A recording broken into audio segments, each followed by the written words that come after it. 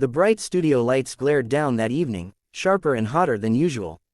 Millions of viewers tuned in, expecting another calm political debate, just another night of rehearsed smiles and predictable answers. But what they got was something no one could have scripted.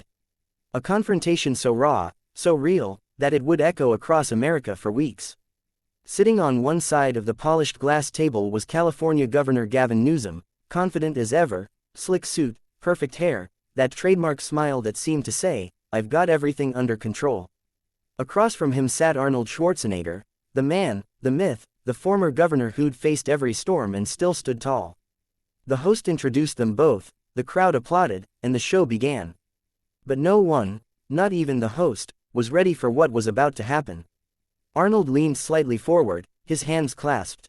His voice was calm, measured, yet every word hit with the weight of experience. "Governor Newsom," he said, looking Gavin straight in the eye, "you talk about leadership a lot, but leadership isn't about control. It's about truth. And right now, the people of California deserve that truth." The audience went silent. The host froze mid-sentence. Even the cameras seemed to stop breathing. Gavin blinked, his confident smile faltering for the first time that night. He took a deep breath. "With all due respect, Arnold," he began, his tone defensive, "you have no idea the kind of pressure this office comes with. You're out of politics now. You don't see what we're up against: wildfires, inflation, housing." Arnold interrupted him, not rudely, but firmly. "I do, Gavin. I've been there. I faced the same fires, the same criticism, the same impossible decisions. But I didn't lose myself in the process. Leadership isn't about excuses, it's about responsibility." You could almost hear the heartbeat of the room. The host tried to step in, "Gentlemen, let's keep this civil." But it was too late. The confrontation had begun. Gavin's jaw tightened. He wasn't used to being challenged like this, especially not live, in front of millions. "You think you can sit here and lecture me?" he snapped. "You don't know what it's like now. The media's harsher, the public angrier. Every decision you make, people tear you apart." Arnold didn't flinch, he simply nodded. "Yes, that's the job, but a real leader listens.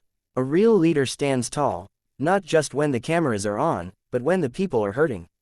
The crowd gasped. The tension was electric. Gavin's face flushed with anger.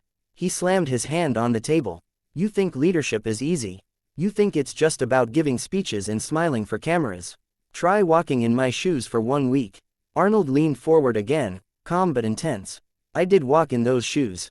For 7 years, but I never forgot who I was walking for. You're walking for them, the people, Gavin. Not for yourself." Those words hit like thunder. The studio fell completely silent. Gavin's lips trembled slightly, but he said nothing. Arnold continued, softer now, almost fatherly. "When I was governor, I made mistakes too.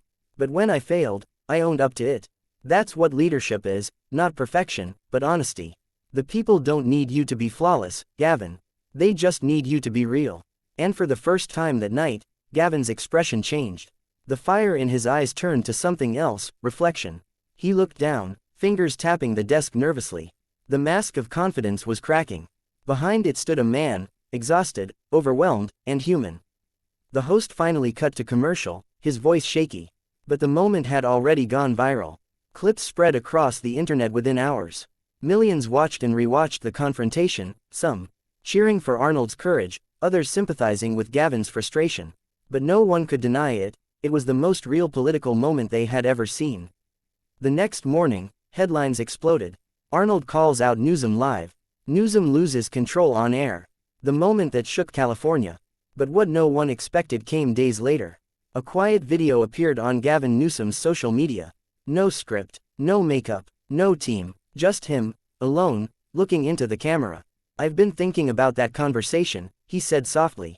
"Sometimes, we get so focused on defending ourselves that we forget to listen." Arnold was right. Leadership isn't about ego. It's about humility, about serving people, not proving something. "I've made mistakes, but I'm willing to learn. I'm willing to change." The video hit millions of views overnight. People who once criticized him began commenting words like, "Respect. This is real growth. We need more leaders like this." Even Arnold reposted it, writing, "Greater than, that's what real strength looks like, not anger, not pride, but the courage to reflect and rise." Over the next few months, things began to shift. Newsom started visiting communities personally, not for the cameras, but to listen. He walked through homeless shelters, talked to struggling farmers, and sat with small business owners who'd lost everything. He began to rebuild, not just policies, but trust. And somewhere in the background, Arnold watched silently, proud, not as a rival, but as a mentor who'd reminded another man of his calling. The world had witnessed more than a viral TV fight, it had witnessed a turning point. Two powerful men, two egos clashing, only to uncover something deeper, the meaning of true leadership. By the end of it all, one truth remained. Leadership doesn't begin with authority. It begins when the ego ends. And as that clip continued to circulate, millions found themselves reflecting too. Not just on politics, but on their own lives, their own pride, their own challenges. Because sometimes, the confrontation you fear the most, is the one that wakes you up to who you really are. True leadership isn't about being perfect, it's about being real. If this story inspired you, don't forget to like, comment your thoughts, and subscribe for more real, emotional stories that hit deep.